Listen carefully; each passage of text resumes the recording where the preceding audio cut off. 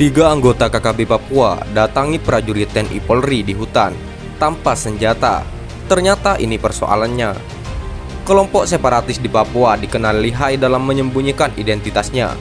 Bahkan demi menghindari TNI Polri, para anggota KKB Papua rela bersembunyi dan hidup menderita di tengah hutan.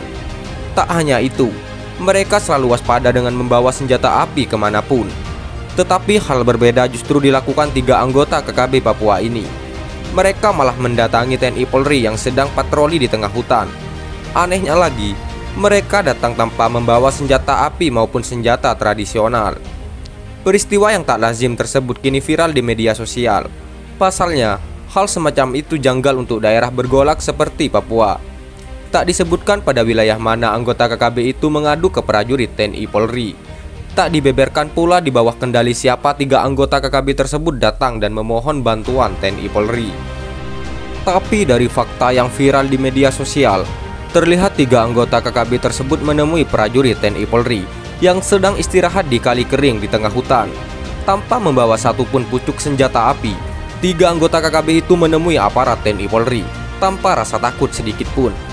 Ketika muncul dari dalam hutan, kedatangan tiga anggota KKB itu sempat mengejutkan aparat TNI Polri. Apalagi mereka datang dengan setengah berlari. Sekilas terlihat, tiga anggota KKB itu sepertinya sedang dikejar-kejar. Sebab saat menemui prajurit TNI Polri, mereka tampak ngos-ngosan. Nafasnya tersenggal-senggal dan seolah mereka telah berlari jauh entah kenapa. Setelah beristirahat sejenak, tiga anggota KKB tersebut kemudian menceritakan sebab musabab hingga mereka memilih menemui TNI Polri di tempat itu. Kisah yang dituturkan itu seketika viral di media sosial, sebab apa yang diungkapkan sama sekali tak diduga sebelumnya, bahwa di antara ketiga pria tersebut satu di antaranya tertimpa masalah. Gara-gara masalah itulah yang mendorong mereka untuk memberanikan diri meminta bantuan ke aparat TNI Polri. Bahwa anggota KKB yang tak disebutkan namanya itu ditipu oleh seorang pria melalui media sosial. Kasusnya berawal tatkala pria anggota KKB itu mengenal seorang pria melalui media sosial. Dari perkenalan tersebut, pria anggota KKB pun meminta bantuan temannya tersebut untuk mencarikan senjata api. Soal harga bisa dinego, tapi senjata yang dibeli hendaknya yang bagus supaya dapat digunakan untuk keperluan KKB. Singkat cerita, tak lama berselang pria itu memberi kabar baik bahwa senjata api yang dibutuhkan sudah ada. Senjata api yang tersedia di pasar gelap, kata anggota KKB, menirukan ucapan temannya di FB. Umumnya M16, AK47, juga HK416. Harganya berbeda-beda antara satu dengan yang lain. HK416 merupakan senjata dengan harga yang paling mahal, disusul M16. Sedangkan yang paling murah adalah AK47 yang dijual di pasar gelap dengan harga 125 juta per senjata. Dari komunikasi tersebut akhirnya disepakati bahwa senjata api yang dibeli jenis AK47 seharga 125 juta. Untuk mendatangkan senjata yang dibutuhkan, anggota KKB tersebut diminta untuk mentransfer uang terlebih dahulu. Setelah uang diterima, pengadaan senjata langsung dilakukan, dan pria anggota KKB itu akan mendapatkan senjata api pada titik yang ditentukan. Pasca komunikasi tersebut, anggota KKB tersebut lantas menyerahkan uang sebagaimana yang telah dinegosiasikan. Berselang 2 pekan kemudian, barang yang dinantinya anggota KKB tersebut diantarkan ke tempat yang telah disepakati. Senjata api itu dikemas dalam sebuah kotak yang tak terlalu besar. Maklum, senjata api itu telah dipreteli semuanya. Melihat kotak itu, pria anggota KKB bersama 2 rekannya itu tersenyum sumringah. Mereka gembira karena apa yang dicari akhirnya didapatkan juga. Akan tetapi, detik-detik kegembiraan yang dirasakan anggota KKB itu hanya sesaat saja. Pasalnya, ketika kotak tersebut dibuka, yang terlihat di dalamnya bukan senjata api seperti yang dipesan.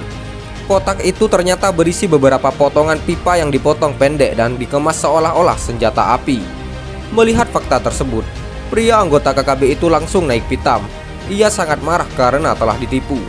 Apalagi uang yang dikumpulkan sejak lama untuk membeli senjata dipastikan hilang begitu saja.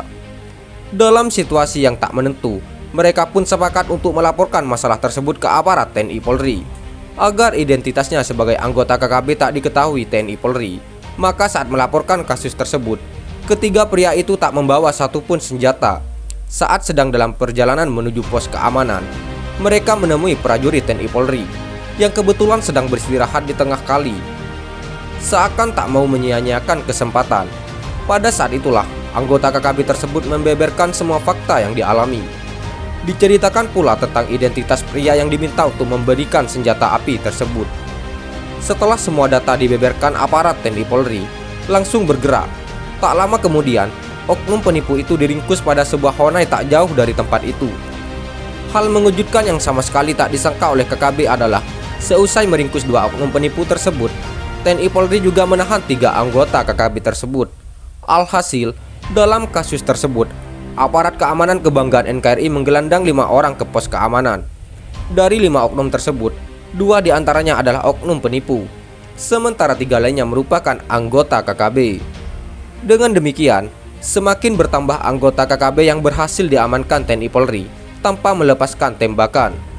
Sementara di pihak lain, anggota KKB semakin berkurang karena satu persatu dari mereka ada yang dikirim ke alam baka dan yang lainnya diproses sesuai aturan hukum yang berlaku.